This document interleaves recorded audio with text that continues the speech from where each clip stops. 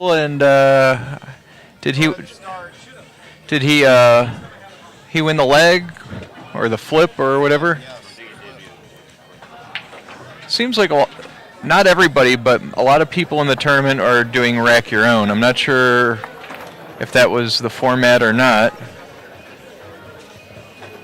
I like rack your own. Yeah, is he giving up a game on the wire? No. This is an even match. And honestly, it's a pretty close match. If these two were to like sit down and gamble, it's okay. pretty close. Actually, Shane's out there playing a little more than Aaron. I would say even he's got the slight edge. I see him playing at different places here and there. Yeah, like Aaron Setley's got a little experience playing in the IPT tour, and out there, playing in the big events. But honestly, Shane has too. He's playing the U.S. Open. He's yeah.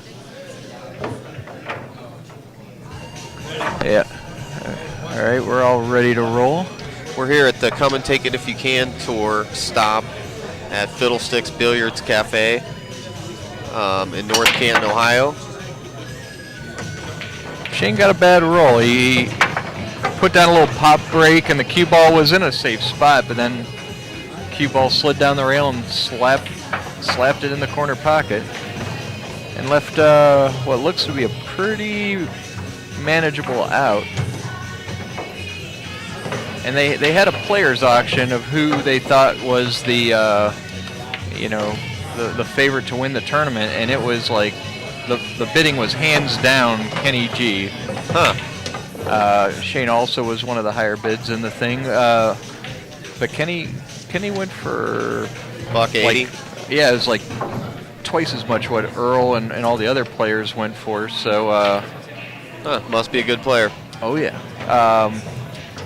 Last week we had a one pocket event at Fiddlesticks, and he won that.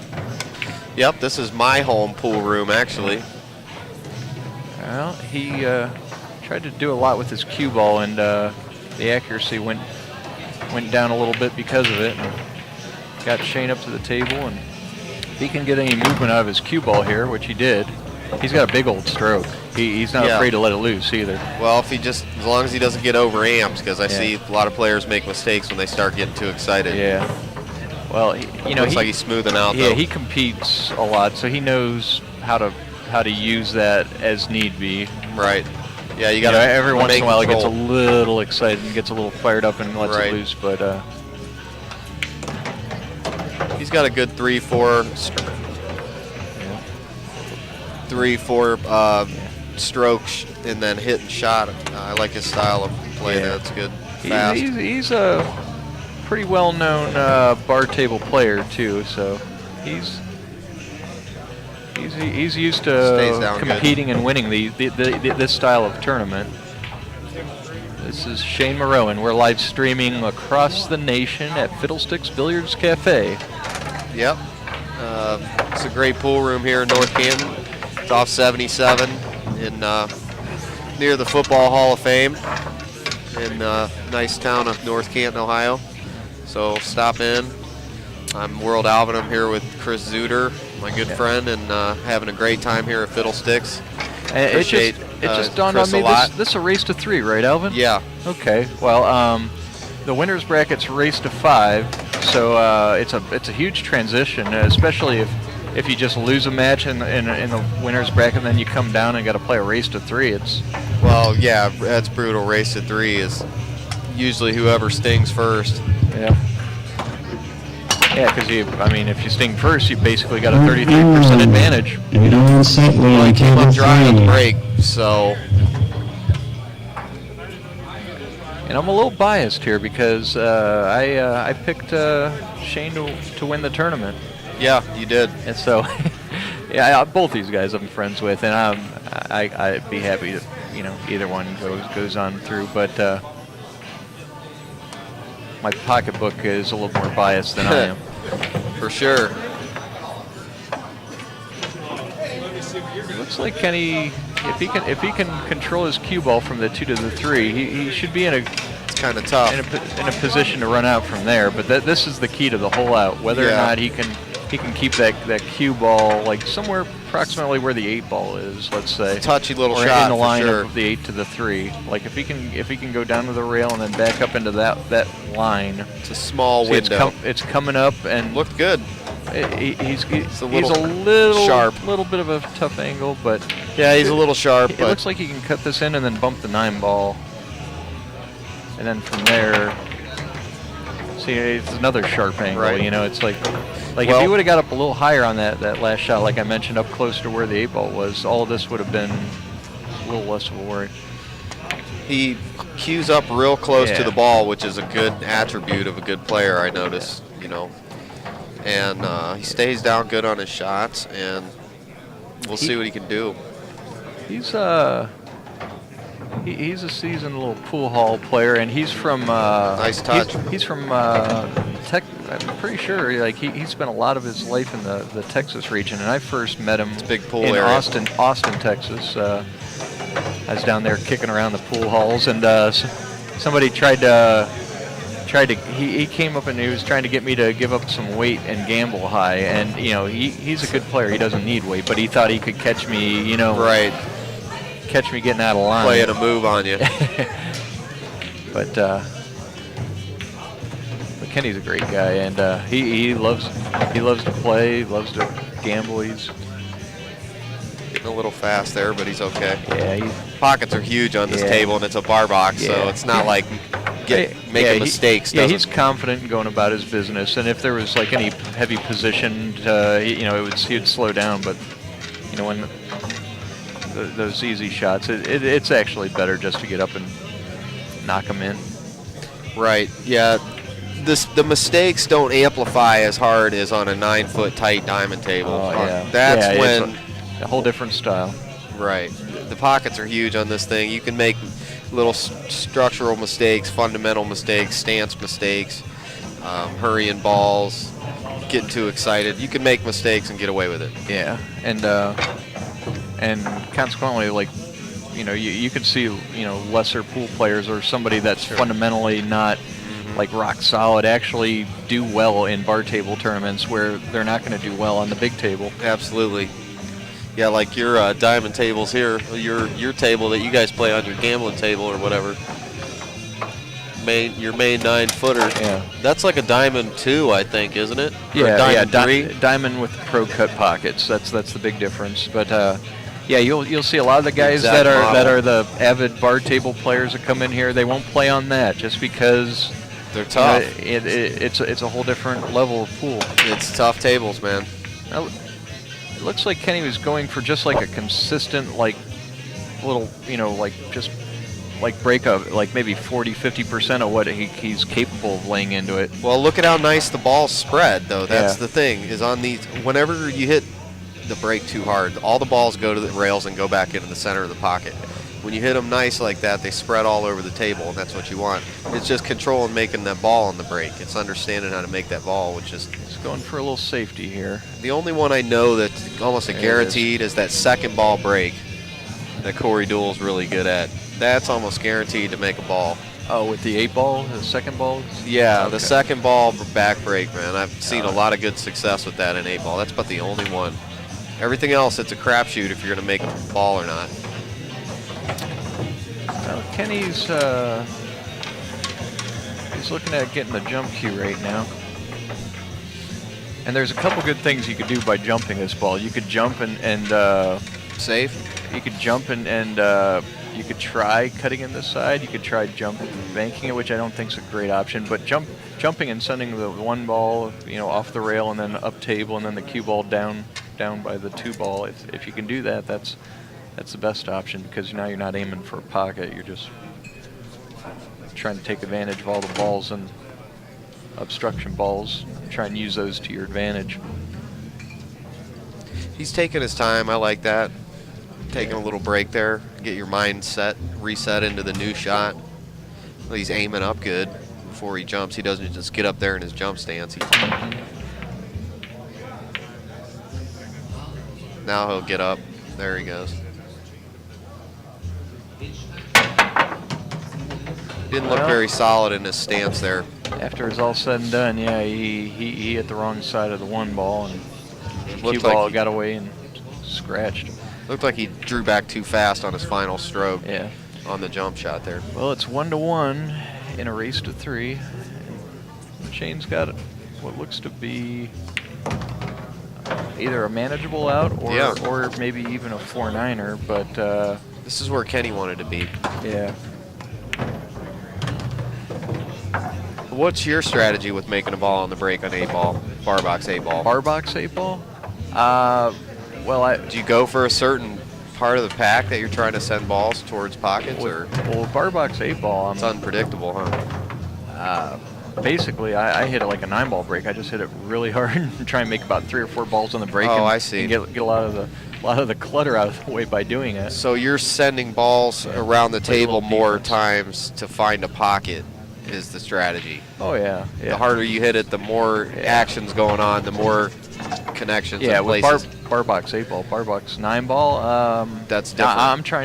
I'm trying to figure out a way to make the corner ball and then Yeah, control of the course. cue ball, and then by controlling the cue ball, maybe even play position on the one ball, like have the one ball and the cue ball come up table.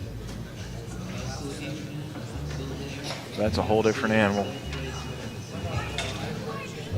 It's each whatever the table wants. It's what's crazy about it. Every table breaks different. It wants a different kind of break, and He tried to lay a little safe down, but it looks like he's left Shane the whole 4-ball to shoot at. So yeah, you can't bank it though because the 5's in the way. yeah, but I mean, if he's got the whole Can cut 4-ball, it. yeah, it's a cut. It's a low percentage cut, but it'll go. It usually hits high. Hit just a little on the thick side. He jumped up too off his ball. Yeah. Well, advantage Kenny. He's gonna take advantage of this for sure. He's getting to play his rack now. He knows how to play this rack. This is his break, so. And we're here at Fiddlesticks Billiards Cafe. Once again, if you're just joining us at the Come and Take It If You Can tour, Mike Galassi's tour. His friend Mike Mushi's here. Earl Strickland's here. He's going to do an exhibition. Yeah, 8 o'clock, and I believe that's going to be streamed live as well. 8 so o'clock. Yep. It'll anybody be on. watching this match, you might want to hang out in a couple hours. You get to see Earl put on a little show. Yep. And all the matches will be uploaded on YouTube. And please go to our YouTube channel, InsidePoolMag.com, and also go to our Ustream channel, Inside Pool Mag. Alvin with Inside Pool Magazine. I'm here with Chris Zuter. We're commentating on a match with Shane Morrow and Kenny G. It's 1-1 when the race to 3. And we'd like to thank thecutshot.com. It's a book out of our sponsors here for the video. And all these videos should be in YouTube to your right-hand side in the Repping playlist. everybody else, but you didn't say anything about yourself. Alvin's basically the roadie of Inside Pool, but he's got all sorts of technical insight that he brings to the table. Thanks, Chris. Pool enthusiasts like we all are. But yeah, it's amazing what he can pull off. He's assembled the whole package for being able to watch this here at Fiddlesticks. Yeah, this is the place I started doing pool videos out of about 10 years ago. Yeah, Aaron Setley. He was trying to put a little package together. So, yeah, and we want to thank J.R. Calvert, too, and Inside Pool Magazine for getting us all here and making this all happen. Yeah, it's a tremendous thing he's trying to put together, you know. Yep, so Yeah, watch out for big stuff from Inside Pool, people. Yeah. We are the new platform. Well, Kenny made a ball in the break, and whether he can get a shot, it looks like he can make the one ball in the side, but the cue ball really doesn't look like it wants to go in his direction. Yeah, what does he do then? Because it'll be hot behind I don't that. know. Maybe he plays safe here. No, he can. It is just. See, he's lost behind everything. Now he's got to hit the ball, make contact. See, I don't like that move. Yeah, it looked like he was hoping to maybe glance off the 6 and then get out into the open. Right. But it was tricky, you know. He was just a little bit short too, because he probably would have wanted to have been right there. And if he was So, straighter in what on you the were one saying. ball, it would have been a tic-tac-toe, you know. Sure. But that's how this game goes. He made contact, but he scratched. He was Yeah. hoping not to scratch there. He All might right. have came out. And he's up 2-1 now. Oh, he is. Okay. Yeah, so like that was an important game or an important moment in the match, because if he had the straight in one ball, it could have been a wide open out, even though the 2 to the 3 was kind of tricky. But now Shane with ball in hand, he's got a great opportunity to make it a hill match. It's kind of an interesting format. This races to 3, races to 5. You know, I'd expect to see more. I've seen a few tournaments like this, but usually it's a longer race. Yeah. Well, the one thing fun about it is you get to see a lot of hill kind of drama. I gotcha. It's got to get a little click off of this, and whether it's too steep of an angle. Looks like he might be just the right place if he doesn't hit it too hard. Well, me knowing Shane, he's subject to go 3 rails and shoot the 4 ball on the side. And it's kind of what the cue ball naturally wants to do. See, 1, 2. Yeah, that's too much travel in there, but he hit it okay. Wonder if he's sharp. Provided the 4 goes past the 5, which I'm pretty sure it does, he's in a good spot. Yeah, he's queuing up like he's putting a little draw on it there. He's getting a little jumpy, though. We'll see if that amplifies, but like I was saying, it's a bar box, so can't miss almost. It looks like we're in a collision course for another hill match. And, excellent.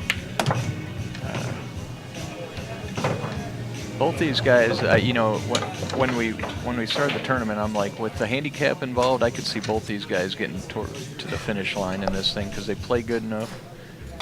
And anybody that plays any better than them was giving up weight.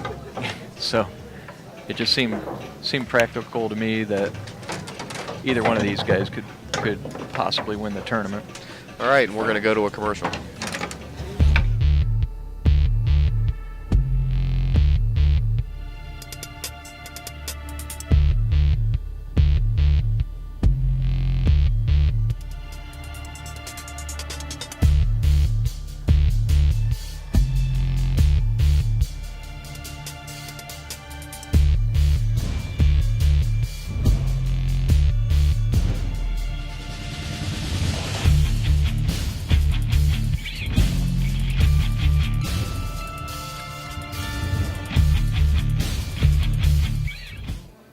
All right, Shane broke the balls, but got no balls on the break, and right now it's just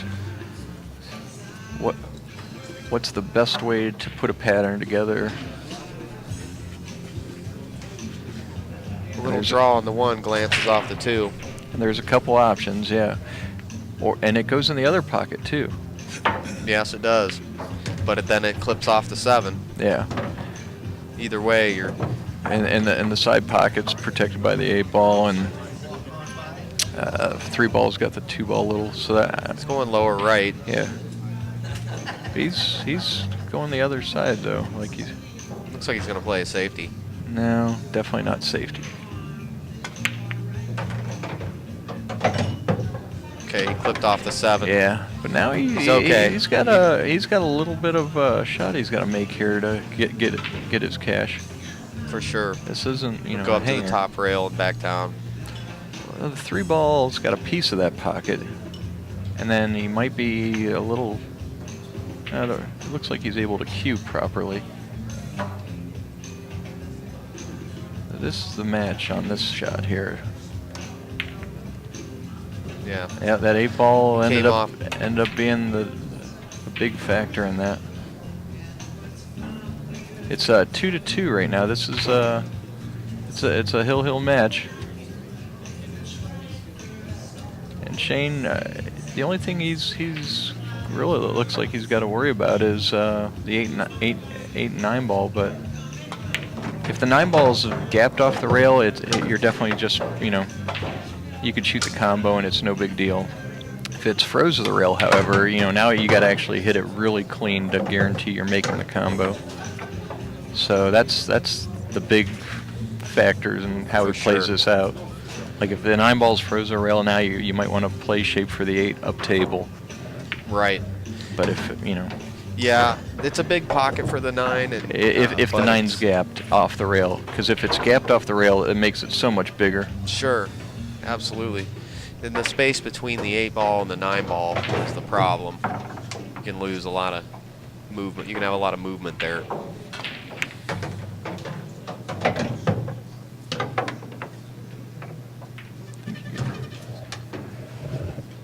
All right, well, you know, it basically comes all down to where he puts his cue ball for the 7 ball, and that's going to determine whether he's going to just accept the combination or he's going to try and play good shape on the 8 ball up table. Now it looks like he just put his cue ball down here. He's coming back for the 8 up table. Smart. Now the only thing, if he got cased okay. over top of the 9 Right, ball, that that becomes like a really tough shot. Yeah, the pocket gets tiny. And the way he hit it, he took a little chance. It could have got ugly. Yep, but that's a good players. You know, they take risks and they get rewarded for them. Yep. That's the fun of it. All right, Shane advances. Okay, that was good. Yeah, and want to thank Chris Zuter's Fiddlesticks Billiard Cafe here and everything. And stay tuned for another match. InsidePoolMagazine.com. All right, thanks, Alvin. InsidePoolMag.com. Thanks.